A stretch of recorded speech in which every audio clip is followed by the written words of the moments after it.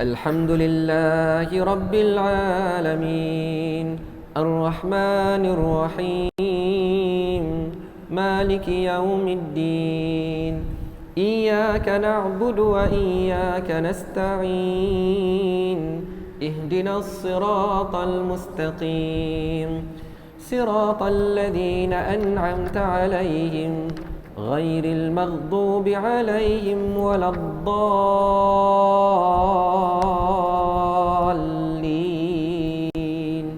آمين. Kita selawat. Allahumma salli ala Sayyidina Muhammad. Allahumma salli alaihi wa sallim. Allahumma salli ala Sayyidina Muhammad. Allahumma salli alaihi wa sallim. Allahumma salli ala Sayyidina Muhammad. Allahumma salli alaihi wa sallim. Allahumma salli ala Sayyidina Muhammad. Allahumma salli alaihi wa sallim. Allahumma salli ala Sayyidina Muhammad. Ya Rabbi salli alaihi wa sallim. Bismillahirrahmanirrahim. Alhamdulillahi rabbil alamin. Wassalatu wassalamu ala ashrafil anbiya'i wal mursalin wa ala alihi wa sahbihi ajma'in.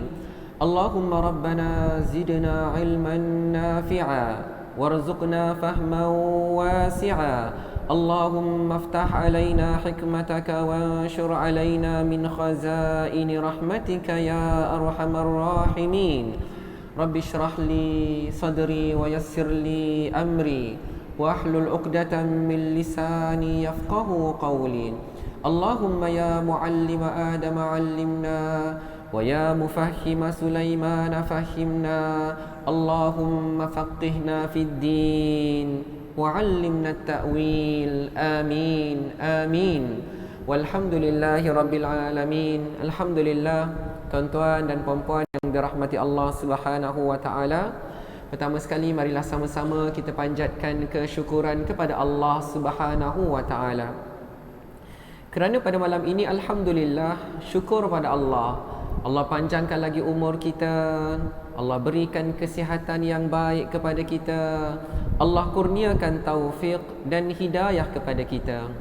Bahkan Allah bukakan hati kita dan Allah lapangkan masa kita hingga sama-sama dapat kita datang ke rumah Allah Subhanahu wa taala pada malam ini. Alhamdulillah, sama-sama dapat kita dirikan salat fardu maghrib secara berjemaah. Alhamdulillah dan syukur pada Allah kerana pada malam ni sama-sama dapat kita luangkan sedikit masa berada di dalam majlis ilmu, di mana kita akan sambung lagi pengajian kitab At-Tibyan fi Adab Hamalatil Quran yang dikarang oleh Al-Imam An-Nawawi rahimahullahu taala. Kita masih lagi bicarakan tentang adab-adab membaca Al-Quran. Kalau masih ingat lagi tuan-tuan dan puan-puan dirahmati Allah, pada minggu lalu kita bicarakan tentang beberapa perkara ataupun keadaan yang mana bila kita baca Al-Quran hukumnya makruh, ya. Makruh membaca Al-Quran dalam keadaan-keadaan tersebut. Kita ulang balik sekadar peringatan saja. Yang pertama, ketika sedang rukuk, sedang sujud, ya, sedang tasyahud ketika salat. Kerana waktu untuk baca Al-Quran dalam solat adalah qiyam, ketika qiyam, bukan ketika rukuk, bukan ketika sujud, ya. Kerana rukuk dan sujud itu tempat untuk apa? Ia adalah tempat untuk kita bertasbih, ya, mengagungkan Allah Subhanahu wa taala. Yang kedua adalah ketika membaca surah lain selain daripada Al-Fatihah bagi makmum dalam solat jahriyah apabila dia sedang mendengar bacaan imam, ya. Kalau imam dah baca Al-Fatihah kemudian imam baca surah, waktu itu dia boleh baca Al-Fatihah, tapi makruh bagi dia kalau lepas Al-Fatihah dia baca surah yang lain pula, kerana peranan dia ketika itu adalah menumpukan perhatian kepada bacaan imam. Yang ketiga, ketika berada di dalam tandas. Yang keempat, ketika mengantuk. Yang kelima, ketika tidak mahir membaca Al-Quran, saya dah jelaskan, iaitu menerusi hafazan. Kalau kita duduk baca, dah sangkut, nak sambung pergi tempat lain, nak sambung pergi tempat lain, pada ketika itu adalah lebih baik kita menghentikan bacaan, rujuk pada mushaf, betulkan bacaan kita. Dan yang terakhir adalah apabila kita sedang dengar khutbah, jangan duk baca Quran waktu tu, kerana waktu yang sesuai, waktu itu kita sesuai apa? Dengar bacaan ataupun khutbah yang disampaikan oleh khatib. Jadi pada malam ni tuan-tuan dan puan dirahmati Allah, nak sambung pula tentang perkara-perkara yang ditegah ketika membaca Al-Quran. Sebagai mukaddimah tuan-tuan dan puan dirahmati Allah, apa yang nak disampaikan oleh Al-Imam Nawawi rahimahullahu taala boleh jadi saja tak berlaku di tempat kita, ya. Dan mungkin tak berlaku di zaman kita. Wallahu alam, sebab saya sendiri apabila dengar tentang perkara ni belum pernah perhatikan amalan itu dilakukan di mana-mana. Kalau pernah berlaku mungkin di atas kelemahan saya tak pernah tahu, ya. Tapi secara umumnya benda ni tak berlaku lah secara umumnya, ya. Dan kita tahu tuan-tuan dan puan dirahmati Allah bahawa Al-Imam Nawawi rahimahullahu taala wafat pada tahun yang ke-676 Hijrah, ya. Maksudnya kira-kira lebih kurang 800 tahun lah beza dengan kita. Boleh jadi waktu itu amalan yang nak disampaikan oleh Al-Imam Nawawi berlaku. Tapi hari ini wallahu alam, setakat pengetahuan saya yang lemah, saya tak pernah, ya, perhatikanlah, ya. Kata Al-Imam Nawawi tentang perkara-perkara yang ditegah ketika membaca Al-Quran, yang nombor satu ni lah yang saya tak pernah lalui. Antara bid'ah, bid'ah yang ditegah tak boleh dalam baca Al-Quran ialah apa yang dilakukan oleh mereka yang jahil serta menjadi imam kepada orang ramai dalam solat tarawih dengan membaca surah Al-An'am dalam rakaat terakhir pada malam ketujuh dengan meyakini bahawa perkara tersebut adalah sunat. Maksudnya macam mana tuan-tuan dan puan dirahmati Allah? Imam ini bila sampainya malam yang ke-7 pada rakaat yang terakhir, dia akan baca surah Al-An'am. Dan surah Al-An'am ni panjanglah tuan-tuan dan puan dirahmati Allah. Bila disebutkan rakaat yang terakhir, maka maknanya dia akan berlaku pada rakaat kedua dalam solat. Maksudnya rakaat pertama mungkin dibaca apa-apa surah, tapi rakaat yang kedua dalam solat kan kita solat 2 rakaat kan. Maka rakaat yang kedua tu, yang terakhir itu dia akan baca surah Al-An'am, dan surah Al-An'am tu panjang. Dan imam ini pula menyangka perbuatan sebegitu adalah sunnah. Dia ingat macam tu. Sedangkan perkara itu bukanlah sunnah, ya. Jadi tuan-tuan dan puan dirahmati Allah Subhanahu Wa Taala, sepengalaman saya, kalau di Malaysia kebiasaannya imam tidak akan khususkan satu rakaat tu nak baca surah Al-An'am saja, tak. Tetapi kebanyakan imam-imam di tempat kita ni, dia akan tengok nisbah bacaan. Kalau contoh macam mana tuan-tuan dan puan dirahmati Allah, masjid-masjid yang nak khatam Al-Quran dalam sebulan, dalam Ramadan, apa maksudnya? Mereka akan baca satu malam satu juzuk. Jadi untuk solat yang 20 rakaat, setiap satu rakaat satu muka surat. Rakaat yang kedua satu muka surat, ya. Kemudian rakaat ketiga satu muka surat, rakaat keempat satu muka surat. Jadi satu muka cukup 20 rakaat, 20 muka surat. Setiap juzuk ada 20 muka surat. Jadi habislah malam pertama satu juzuk, malam esok juzuk kedua, kemudian juzuk ketiga. Genap 30 hari habislah 30 juzuk. Tak pernah lagi tuan-tuan dan puan dirahmati Allah tiba-tiba rakaat yang ke-20 tu dia nak baca surah Al-An'am panjang. Tak, ya. Jadi tuan-tuan dan puan dirahmati Allah, itu yang pertama. Manakala kalau di masjid ini sendiri, di Masjid Al-Azim, Masjid Negeri Melaka, kita tak baca 30 juzuk dalam bulan Ramadan. Kita baca berapa juzuk? 15 juzuk saja. Jadi satu malam kita baca setengah juzuk saja. Malam yang terakhir sampailah juzuk yang ke-15 saja, ya. Kalau tahun tu ada 30 hari, 30 malam, maka malam yang terakhir tu kita akan baca surah Al-Kahfi. Macam itulah lebih kurang, ya. Jadi tuan-tuan dan puan dirahmati Allah, dengan andaian kalau di masjid ini, kalau malam yang ke-7 tu imam baru baca juzuk yang keempat, ya. Keempat ni masih lagi surah Ali Imran. Tak masuk lagi, tak baca surah Al-An'am pun, dan tak baca keseluruhan surah Al-An'am. Jadi tuan-tuan dan puan dirahmati Allah Subhanahu Wa Taala, itu bukan kebiasaan di sini apa yang nak ditekankan oleh Al-Imam Nawawi. Cuma Imam Nawawi nak bagi tahu kalau siapa yang i'tiqad, siapa yang berpegang bahawa malam ketujuh rakaat terakhir kena baca surah Al-An'am juga, maka kalau dia bernyangka bahawa itu adalah sunnah, maka pandangan itu salah tuan-tuan dan puan dirahmati Allah, ya. Jadi apakah kesilapan beranggapan begitu? Kata Al-Imam Nawawi, mereka turut menghimpunkan beberapa perkara lain yang ditegah. Maksudnya pertama, sangkaan mereka bahawa membaca surah Al-An'am pada rakaat yang terakhir bagi salat tarawih pada malam yang ketujuh, pertama itu bukan sunnah. Itu bukan sunnah. Yang kedua, ya, kalau ikutkan susunan nombor di sini, nombor satu, keyakinan mereka bahawa ia adalah sunat tu salah. Nombor dua, menimbulkan keraguan tentang hal tersebut kepada masyarakat awam. Jadi tuan-tuan dan puan dirahmati Allah, dengan masyarakat tak prepare, dengan masyarakat tak pernah dengar, tak pernah buat sebelum ni, tiba-tiba imam buat. Jadi dia akan kenapa malam ni lain pula bacaan dia? Kenapa rakaat yang ke-20, rakaat yang terakhir panjang sangat bacaan dia? Jadi dia akan menimbulkan keresahan, keraguan, tertanya-tanya dalam diri masyarakat. Yang ketiga, apa yang berlaku adalah dia memanjangkan rakaat kedua berbanding rakaat pertama, sedangkan yang sunat ialah memanjangkan rakaat pertama berbanding rakaat yang kedua. Jadi tuan-tuan dan puan dirahmati Allah, kat sini ada dua ilmu lah dalam satu, ya. Yang pertama, kalau berbalik kepada membaca surah Al-An'am pada rakaat yang kedua, rakaat yang dia nak baca pada rakaat yang terakhir kan. Jadi rakaat itu akan jadi panjang, ya. Dan boleh jadi rakaat pertama itu pendek. Jadi bila mana dia baca rakaat pertama itu pendek saja, tiba-tiba rakaat yang kedua dibaca surah Al-An'am, maka dia telah memanjangkan bacaan rakaat yang kedua lebih daripada rakaat yang pertama, maka itu juga, ya, bertentangan dengan sunnah, ya. Jadi tuan-tuan dan puan dirahmati Allah, yang sunatnya macam mana? Bacaan dalam rakaat pertama lebih panjang daripada rakaat yang kedua. Contoh mudah macam mana tuan-tuan dan puan dirahmati Allah?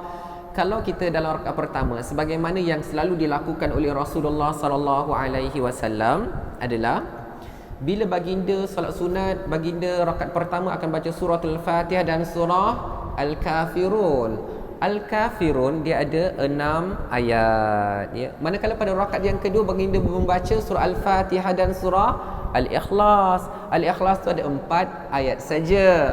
Jadi rakaat pertama 6 ayat kan. Rakaat yang kedua 4 ayat. Jadi rakaat pertama lagi panjang daripada rakaat yang kedua. Itu yang menjadi sunat, ya. Adapun memanjangkan rakaat kedua semata-mata kerana nak membaca surah Al-An'am, itu bertentangan dengan perkara sunat, ya. Kemudian yang keempat, memanjangkan solat makmum, ya. Makmum dah plan, ini dah rakaat terakhir ni, dah nak habis dah ni, tiba-tiba dia baca surah Al-An'am, panjang sekali tuan-tuan dan puan dirahmati Allah. Kemudian yang kelima, dia akan buat apa? Sebab dia nak baca panjang, jadi dia nak habiskan cepat. Apa yang dia perlu buat? Dia kena baca laju. Jadi yang kelima, membaca surah dengan terlalu cepat. Walau bagaimanapun tuan-tuan dan puan dirahmati Allah, sebagaimana saya katakan tadi, setakat saya lah, ya, tak pernah lagi, ya, dalam berapa puluh tahun ni, ya, solat tarawih malam yang ketujuh, rakaat yang terakhir, waktu itulah imam nak baca surah Al-An'am, belum pernah lagi. Tapi boleh jadi pada zaman Al-Imam Nawawi rahimahullahu ta'ala, imam-imam yang mungkin tak tahu, ya, mereka menyangka itu sunat, mereka melakukannya. Jadi Imam An-Nawawi mengambil kesempatan menerusi karangannya, memberi teguran itu secara terbuka, secara tidak langsung. Baik. Jadi tuan-tuan dan puan dirahmati Allah, kita nak tengok lagi apa perkara yang ditegah. Antara bid'ah yang serupa dengan tadi ialah ada orang yang jahil dalam kalangan mereka membaca surah yang mengandungi ayat sajadah selain daripada surah As-Sajadah dalam solat subuh pada hari Jumaat bertujuan untuk sujud sajadah, ya. Jadi tuan-tuan dan puan dirahmati Allah Subhanahu wa taala, dalam Al-Quran dia ada 15 tempat. Ada 15 tempat yang di mana kalau kita baca ayat-ayat tersebut kita kena sujud, dinamakan sujud sajadah ataupun sujud tilawah, ya. Jadi tuan-tuan dan puan dirahmati Allah, tapi daripada 15 surah itu, satu surah iaitu surah As-Sajadah disunatkan untuk kita membacanya pada solat subuh pada pagi Jumaat. Yang biasa-biasa dilakukan oleh imam kita di sini kan, ya. Di mana-mana masjid pun kebanyakan mengamalkan begitu. Jadi ini contoh yang Imam Nawawi nak bagi tahu. Contoh, ya. Contohnya tiba-tiba sekarang ni tengah musim subuh awal 5.40 macam tu. Jadi kalau baca surah As-Sajadah pada rakaat pertama, kemudian sujud, tilawah, kemudian bangun balik sambung tatajafa junubum sambil habis, kemudian rokok, masuk rakaat yang kedua baca surah Al-Insan pula. Habis-habis pun contohlah 6 suku. Masih awal lagi tuan-tuan dan puan dirahmati Allah. Tapi tiba-tiba sampai satu masa subuh lewat. Subuh tu pukul 6 contohnya. Iqamah 6 suku. Kalau contoh dibaca macam tu pukul 6.40, contohlah 6.40 baru habis. Jadi dia pun fikir-fikir macam mana solat subuh pagi Jumaat tapi nak sujud tilawah juga. Jadi digantikan dengan surah lain. Contohnya dalam juzuk 30 ada 2 tempat, ya, sujud tilawah, sujud sajadah. Yang pertama dalam surah Al-Insyiqaq, ya, surah Al-Insyiqaq. Jadi dia kata kalau baca surah As-Sajadah ni panjang sangat ni, lambat orang nak pergi kerja ni. Tak apalah saya baca surah Al-Insyiqaq saja. Nanti waktu kena ayat sujud tu biarlah kita sujud. Ya. Tapi sebenarnya tuan-tuan dan puan dirahmati Allah, tidak disyariatkan baca surah lain. Ya, kalau nak sujud tilawah pada pagi Jumaat, pada solat subuh pagi Jumaat, tak digantikan dengan surah lain. Begitulah juga tuan-tuan dan puan dirahmati Allah surah Al-Alaq, kan? Ya, surah Al-Alaq, Iqra bismi rabbikal ladzi khalaq. Ayat yang terakhir tu kallala tuti'hu wasjud waqtarib. Kat situ ayat sujud juga. Jadi dia kata, subuh dah lewat ni. Tak apalah, kita gantikan surah As-Sajadah kepada surah Al-Alaq. Paling-paling pun ada sujud juga, digantikan. Maka tak salah perbuatan itu tuan-tuan dan puan dirahmati Allah, sebagaimana yang disebutkan oleh Al-Imamun Nawawi. Jadi kalau contohlah tuan-tuan dan puan dirahmati Allah, ni contoh, kalau memang rasa dia baca surah As-Sajadah solat akan habis lewat 6.45, orang dah nak pergi kerja dan sebagainya, maka dia boleh saja menggantikan dengan surah lain, ya, surah yang tak perlu sujud, ya. Tetapi i'tiqad, ya, percaya bahawa kena sujud juga, tapi tak nak surah As-Sajadah sebab surah As-Sajadah panjang. Jadi kita gantikan dengan surah lain, surah yang pendek seperti surah Al-Alaq. Maka itu salahlah tuan-tuan dan puan dirahmati Allah. Padahal kata Al-Imam Nawawi, yang sunat ialah membaca surah As-Sajadah pada rakaat pertama dan surah Al-Insan pada rakaat yang kedua, ya. Jadi tuan-tuan dan puan dirahmati Allah Subhanahu wa taala, sekadar tambahan sajalah, sekadar ilmu tambahan, bahawa perkara ini termasuk dalam sunnah Rasulullah sallallahu alaihi wasallam dan hukumnya sunat, ya. Hukumnya sunat, ya. Jadi kalau imam mampu melakukannya, alhamdulillah, ya, syukur pada Allah kita dapat ikut imam yang membaca surah As-Sajadah dan surah Al-Insan pada solat subuh pagi Jumaat. Tapi kalaulah tuan-tuan dan puan dirahmati Allah, ya, imam tu mungkin tak mampu, ya, imam tu mungkin dia tak sempat lancarkan, ya, lalu dia membaca surah lain contohnya, maka sama ada kita boleh tegur dengan baik, tegur dengan berhikmah, ya. Kata ustaz, nanti minggu depan ustaz bacalah surah As-Sajadah, ya. Lepas tu rakaat kedua kalau boleh bacalah surah Al-Insan, ya. Boleh, ya ustaz? Kalau tak lancar, ustaz cubalah lancarkan. Cakap dengan baik saja tuan-tuan dan puan dirahmati Allah. Bukannya dengan cara imam ni tak baca surah Sajadah, bagi tahulah orang ni, apalah imam ni, apalah. Tuan-tuan dan puan dirahmati Allah, kan? Kita berhikmah saja, ya, berhikmah saja, husnuzan, sangka baik dan sebagainya, ya.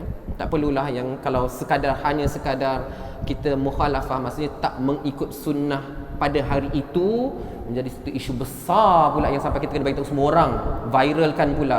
Tak, tuan-tuan dan puan dirahmati Allah, boleh saja kita panggil imam, ya, menjadi sunnah Rasulullah sallallahu alaihi wasallam membaca pada solat subuh pagi Jumaat dengan bacaan sekian-sekian. Kalau kita melakukannya itu adalah afdal, kita sama-sama dapat pahala. Mudah-mudahan ustaz boleh bacanya minggu depan. Memadai macam tu tuan-tuan dan puan-puan dirahmati Allah, berbanding dengan kita cakap belakang dan sebagainya. Tuan-tuan dan puan-puan dirahmati Allah, kita sambung dengan permasalahan terpencil yang perlu diketahui. Oh, Masya Allah. Tuan-tuan dan puan-puan dirahmati Allah, perasan tak? Ya, permasalahan ini yang kita akan jumpa ini, dia kalau orang yang baca Al-Quran sekali saja, kemudian dia khatam, lepas tu dia tak nak baca Quran lagi, boleh jadi macam orang dulu-dululah. Macam dulu-dululah kot, ya. Tapi bukan semua, ya. Kadang-kadang kalau kita belajar dulu, kan, kalau dah khatam, buatlah majlis besar-besaran tuan-tuan dan dirahmati Allah. Lepas tu dah hantar lagi anak kita pergi kelas mengaji. Orang tanya kenapa? Dia kan dah khatam. Oh, tuan-tuan dan dirahmati Allah, khatam sekali cukup. Tapi alhamdulillah hari ini kesedaran makin meningkat. Orang khatam berkali-kali khatam. Oh, Masya Allah. Dan kadang-kadang dia dah khatam dengan seorang ustaz ni, khatam dengan ustaz ni pula. Dah khatam dengan ustaz ni, belajar khatam dengan ustaz juga. Masya Allah, kan.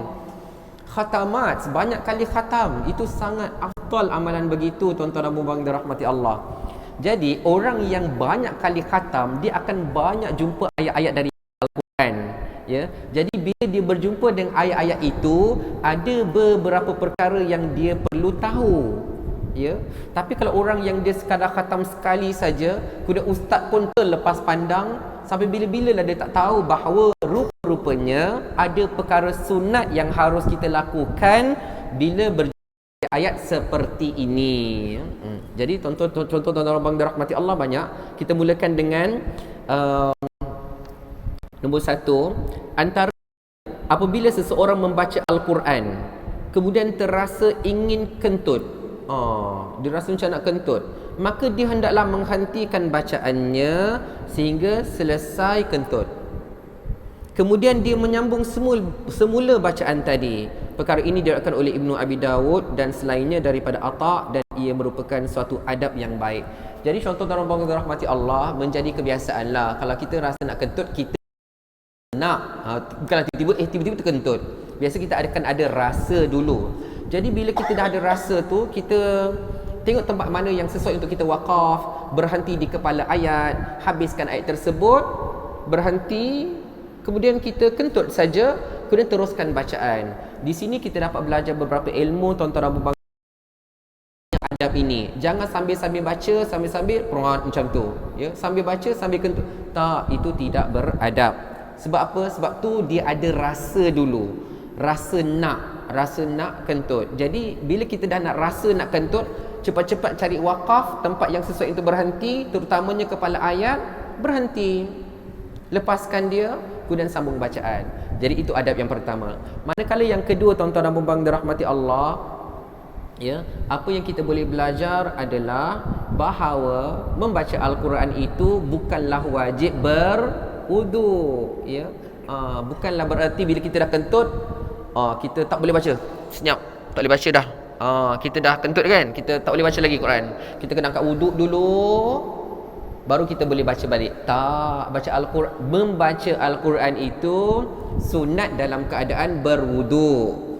Tetapi apabila kita nak menyentuh mushaf, nak angkat mushaf, ya, itu kita memang kena ada wuduk. Jadi sekadar untuk kita menghabiskan bacaan kita tadi, kemudian kita ambil lapik, ambil kain, lalu kita mengutuk Al-Quran, maka itu tidak ada masalah, ya. Jadi boleh saja teruskan bacaan, ya. Kemudian yang kedua, tuan-tuan dan puan-puan dirahmati Allah, apabila dia menguap, bila dia menguap dengan tok, kan, dia perlu menghentikan bacaannya sehingga selesai menguap. Ya, janganlah sambil menguap tu sambil baca Quran. Tak, ya. Kalau dah menguap tu stop dulu. Stopkan bacaan, ya. Berhentikan bacaan kita, kemudian bila dah selesai menguap, kemudian meneruskan bacaannya kembali. Jadi tuan-tuan dan puan-puan dirahmati Allah Subhanahu wa taala, di antara perkara yang kita perlu tahu ketika menguap, ya, walaupun tak disebut dekat sini, antaranya adalah Kalau kita mampu menahannya, maksudnya kita mampu menahannya, maka disunatkan untuk kita tahan dia.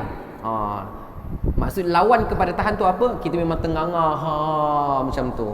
Jadi berbanding tenganga macam tu adalah sunat untuk kita menahan mulut kita. Maksudnya menahanlah daripada kita menguap macam tu. Yang kedua, tuan-tuan dan puan-puan dirahmati Allah Subhanahu wa taala, kalaupun kita menguap dengan membuka mulut, ya, maka kita tutuplah mulut kita, dan selesai menguap itu kita ucapkan a'udzubillahi minasyaitonirrajim. Itu nama dia isti'adzah. A'udzubillahi minasyaitonirrajim. Boleh jadi ada orang tahu, boleh jadi kita tahu, tapi kadang-kadang menjadi kebiasaan orang, ya. Bukan semua orang. Kadang-kadang ada orang buat apa? Bila dia ngantuk sangat kan, dia ngantuk sangat, dia pun astagfirullah, ya, astagfirullah. Jadi waktu tu bukan patutnya astagfirullah. Waktu tu adalah patut dia isti'adzah. A'udzubillahi minasyaitonirrajim, dan bukannya astagfirullah. Boleh jadi astagfirullah tu sebab astagfirullah, ya, aku ni banyak kerja tapi ngantuk pula, ya, macam mana ni? Kalau astagfirullah disebabkan rasa begitu, tidak mengapa. Cuma dia perlu tahu yang sepatutnya disebutkan adalah a'udzubillahi minasyaitonirrajim, ya. Jadi macam itulah juga bila kita baca Al-Quran, janganlah sambil-sambil menguap, sambil-sambil nak habiskan bacaan. Berhenti dulu, guna ulang balik bacaan kita tadi daripada pangkal ayat. Hal ini disebutkan oleh Mujahid dan ia adalah satu perkara yang baik. Kita kena ikutlah, jangan baca Al-Quran sambil-sambil menguap. Dalilnya ialah sebuah hadis yang sabit daripada Abu Sa'id Al-Khudri radhiyallahu anhu bahawa beliau berkata, Rasulullah sallallahu alaihi wasallam, "Idza tatha'aba ahadukum falyumsiku biyadihi ala famihi fa inna syaitana yadkhul." Baginda sallallahu alaihi wasallam bersabda, apabila seseorang daripada kalian kamu menguap, maka dia hendaklah menutup mulutnya dengan tangan, kerana syaitan akan masuk ke dalam mulut jika tidak ditutup, ya. Jadi tuan-tuan dan puan-puan dirahmati Allah, ini maklumat tambahan. Kemudian apabila dia membaca firman Allah berikut, yang pertama, waqalatil yahudu Uzairun ibnullah wa qalatin nasara al-masih ibnullah. Maksudnya orang-orang Yahudi berkata Uzair ialah anak Allah, dan orang-orang Nasrani berkata Al-Masih iaitu Nabi Isa ialah anak Allah. Ayat yang berikutnya, waqalatil yahudu yadullahi maghlulah, artinya dan golongan Yahudi berkata tangan Allah terbelenggu, yakni bakhil. Ayat berikutnya, waqalu ittakhadhar rahmanu walada, artinya dan mereka berkata Allah yang Maha Pengasih mempunyai anak. Dan ayat-ayat lain seumpamanya, maka dia hendaklah merendahkan suaranya ketika membacanya. Demikianlah yang dilakukan oleh Ibrahim An-Nakhai. Jadi tuan-tuan dan puan-puan dirahmati Allah, bila jumpa tentang ayat-ayat, ya, kata ayat-ayat daripada Al-Quran mengenai dialog orang-orang kafir, ya, ini adalah dialog orang-orang kafir, orang-orang Yahudi, orang-orang Nasrani yang mendakwa bahawa Allah memiliki anak, ataupun mereka mencela Allah. Waktu itu Imam An-Nawawi berkata disunatkan merendahkan bacaan kita, memperlahankan bacaan kita, ya. Jadi tuan-tuan dan puan-puan dirahmati Allah Subhanahu wa taala, ya. Kalau contohlah bila dia sampai ayat ni, waqalatil yahud, bila dia sedang baca Al-Quran kan, dia baca, kemudian bila sampai ayat ini dia perlahankan sikit, waqalatil yahudu Uzairun ibnullah wa qalatin nasara al-masih ibnullah dzalika qauluhum. Lepas dah selesai cerita tentang, ya, dialog orang-orang kafir tentang Allah, barulah kita mengeluarkan suara kita semula. Saya bawakan contoh yang ayat yang kadang-kadang saya baca juga dalam solat, ya. وَقَالُوا اتَّخَذَ اللَّهُ وَلَدًا سُبْحَانَهُ وَقَالُوا اتَّخَذَ اللَّهُ وَلَدًا, ya. Berkatalah orang-orang kafir bahawa Allah itu memiliki anak. Jadi bila kita baca tu, tuan-tuan dan puan dirahmati Allah, وَقَالُوا اتَّخَذَ اللَّهُ وَلَدًا سُبْحَانَهُ بَل لَّهُ مَا فِي السَّمَاوَاتِ وَالْأَرْضِ كُلٌّ لَّهُ قَانِتُونَ. Maksudnya bila sampai dekat part mereka mencela Allah tu, kita tidak akan menguatkan bacaan, kita akan memperlahankan bacaan kita. Jadi tuan-tuan dan puan-puan dirahmati Allah Subhanahu wa taala, kata Al-Imam An-Nawawi ya, bahawa perkara ini adalah sunat dilakukan ya. Cuma macam saya bagi tahu tuan-tuan dan puan-puan dirahmati Allah, kalaulah kita baca Quran tu memang khatam sekali saja. Oh, jadi benda macam ni kita mungkin tak terperasan ya. Kita tak terperasan dan kita pun dah terlepas, kita tak akan mengulanginya lagi. Jadi tuan-tuan dan puan-puan dirahmati Allah, oleh sebab itu kalaulah kita rajin baca Al-Quran, maka kita kadang-kadang akan diberitahu oleh guru kita, tempat ini rendahkan sedikit suara kamu, kemudian teruskan dengan suara kamu seperti biasa. Jadi tuan-tuan dan puan-puan dirahmati Allah, itu akan berlaku bila kita selalu melazimi bacaan Al-Quran. Kemudian tuan-tuan dan puan-puan dirahmati Allah Subhanahu wa taala, antara perkara yang saya nak kongsikan, cuma saya akan sambung pada minggu yang akan datang, iaitu ada tempat-tempat bila mana kita baca dalam Al-Quran ada jawapannya, kita kena sebut.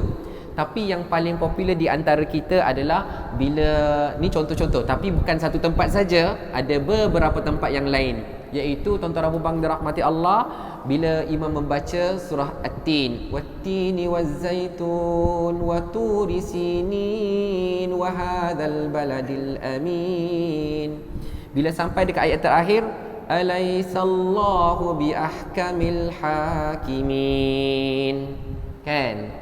Lalu kita pun jawab, bala wa ana ala zalika minasyahidin. Dia ada jawapan-jawapannya. Dia ada benda yang bila kita sampai kat situ, kita kena jawab. Bila kita sampai kat situ, kita kena jawab. Samalah juga tuan-tuan dan puan-puan dirahmati Allah, bila kita baca ke ataupun kita dengar ke, innallaha wa malaikatahu yusalluna 'alan nabi. Nak cakap apa? Ya, apa yang kena ucapkan? Itu ada satu kalimah yang kita kena ucapkan lah. Lepas tu, ya ayyuhalladzina amanu sallu alaihi wa sallimu taslima. Ucapkan apa pula lepas tu? Jadi tuan-tuan dan puan-puan dirahmati Allah, ada banyak lagi lah ya. Antara contoh lain adalah di akhir surah Al-Isra, wa qulil hamdulillahilladzi lam yattakhidh waladan wa lam yakul lahu syarikun fil mulki wa lam yakul lahu waliyyun minadh-dhulli wa kabbirhu takbira, pun ada jawapannya apa nak baca selepas tu. Yang sebenarnya kalau tuan-tuan dan puan-puan dirahmati Allah tengok kitab dah adalah jawapannya ya. Tapi insya-Allah itu adalah topik yang kita akan bicarakan pada minggu hadapan insya-Allah. Cuma nak bagi tahu, benda ni kita akan boleh jawab kalau kita selalu baca Al-Quran insya-Allah ya. Kalau kita baca Al-Quran sekali saja, boleh jadi sampai bila-bila pun kita tak pernah tahu dan tak pernah pun kita menjawab kepada ayat tersebut ya. Jadi mudah Allah Subhanahu wa taala berkati ya, Allah beri kekuatan kepada kita supaya selalu baca Al-Quran, supaya bila sampai tempat-tempat ayat macam tadi, boleh kita rendahkan suara kita, tinggikan balik suara kita. Kemudian tempat yang tadi tu, kita bila baca ayat tadi, kita akan jawab. Masa kita jawab tu adalah bacaan yang kena kita lakukan sebagaimana yang disebutkan oleh Al-Imam An-Nawawi rahimahullahu taala. Insya-Allah kita akan pelajarinya pada minggu yang akan datang dan Allah Subhanahu wa taala berkati. Kita akhiri kuliah kita pada malam ini dengan tasbih kafarah dan suratul Asr. Bismillahirrahmanirrahim. Wal 'asr innal insana lafi khusr illa alladhina amanu wa 'amilus solihat wa tawasaw bil haqqi wa tawasaw bis sabr. Subhanakallahumma wa bihamdika asyhadu an la ilaha illa anta astaghfiruka wa atubu ilaik. Bismillahirrahmanirrahim. Alhamdulillahi rabbil alamin, wassalatu wassalamu ala asyrafil anbiya'i wal mursalin wa ala alihi wa sahbihi ajma'in. Allahumma inna nas'aluka ilman nafi'a wa rizqan tayyiba wa amalan mutaqabbala. Ya Allah, ya Tuhan kami, berkatilah ilmu yang Kau berikan kepada kami, ya Allah. Ya Allah, ya Tuhan kami, limpahkanlah perasaan cinta dan sayang dalam diri kami terhadap Al-Quran, ya Allah. Berikanlah kekuatan kepada kami untuk sentiasa membaca Al-Quran pada setiap siang dan malam, Ya Allah. Ya Allah, Ya Tuhan kami, jadikanlah kami insan-insan yang layak menerima syafaat daripada Al-Quran. Rabbana atina fid dunya hasanah wa fil akhirati hasanatan wa qina adzaban nar. Wa sallallahu ala sayyidina Muhammadin wa ala alihi wa sahbihi wa sallam. Walhamdulillahi rabbil alamin. Wa barakallahu fikum. Wassalamu alaikum warahmatullahi wabarakatuh.